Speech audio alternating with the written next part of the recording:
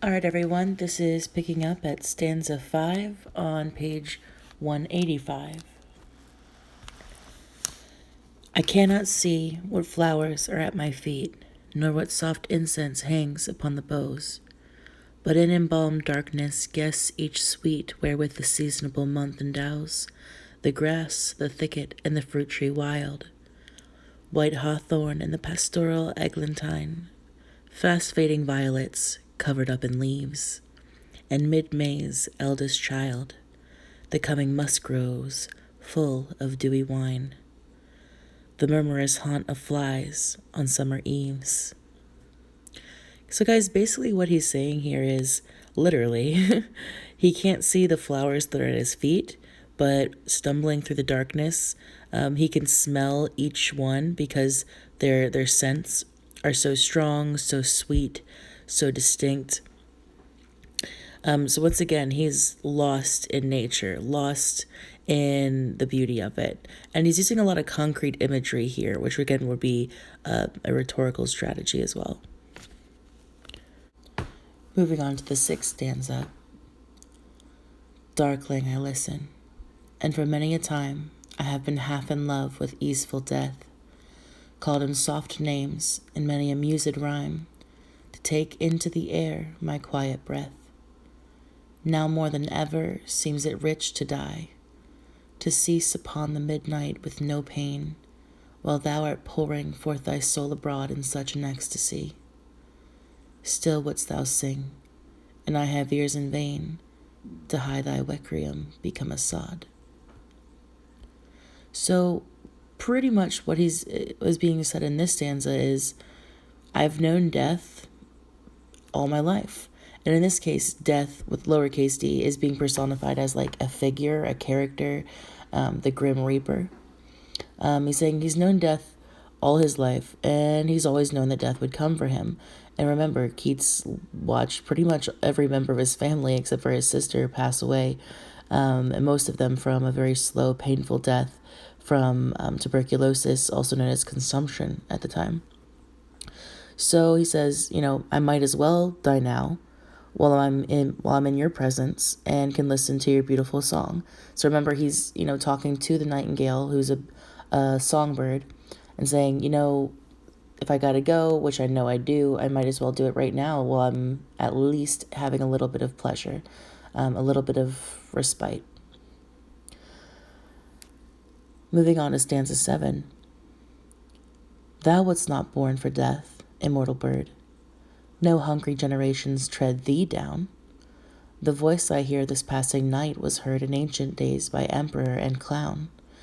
Perhaps the selfsame song that found a path through the sad heart of Ruth, when sick for home, she stood in tears amid the alien corn. The same that ofttimes hath charmed magic casements, opening on the foam of perilous seas, in fairy lands forlorn.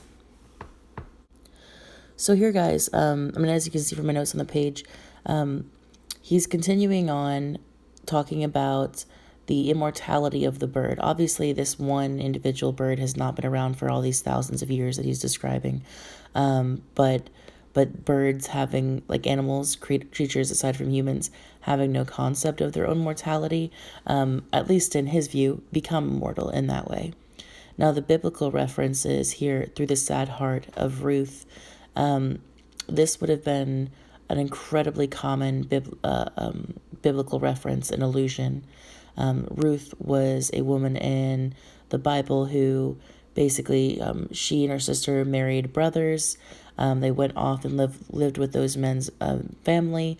But when their husbands died, the one sister went back, Ruth stayed and was like a loyal friend to her mother-in-law. But she was very sad. She was miserably lonely. And this is how Keats feels, lonely. In stanza 7, he's saying, at least you don't have to suffer the way I do. At least you get to escape that. And he repeats himself again at the start of stanza 8. In the fairy lands forlorn, forlorn. The very word is like a bell to toll me back from thee to my soul self. Adieu.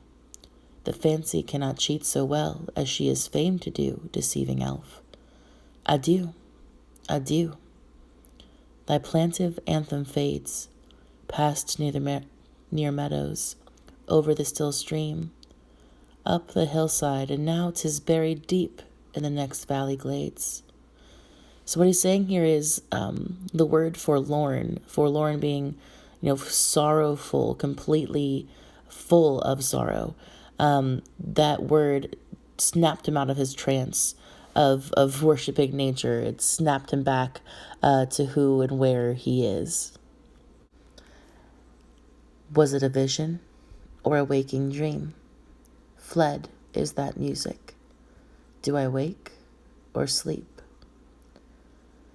Now, this last couple of lines, guys, should be fairly obvious, but what he's saying here is my imagination is so strong and nature's beauty is so overwhelming that I literally can't tell if this all really happened or if it was a dream. But either way, I have snapped out of it now. I'm sober. I am awake. This is the return to earth that we see in a lot of romantic poetry, especially in Keats. There's that calm start, escalation, and drama and emotion, which remember is a huge part of the Romantics, the emphasis of emotion, and then a return back down. It follows pretty much the kind of the plot of a story: complication, rising action, climax, falling action, resolution.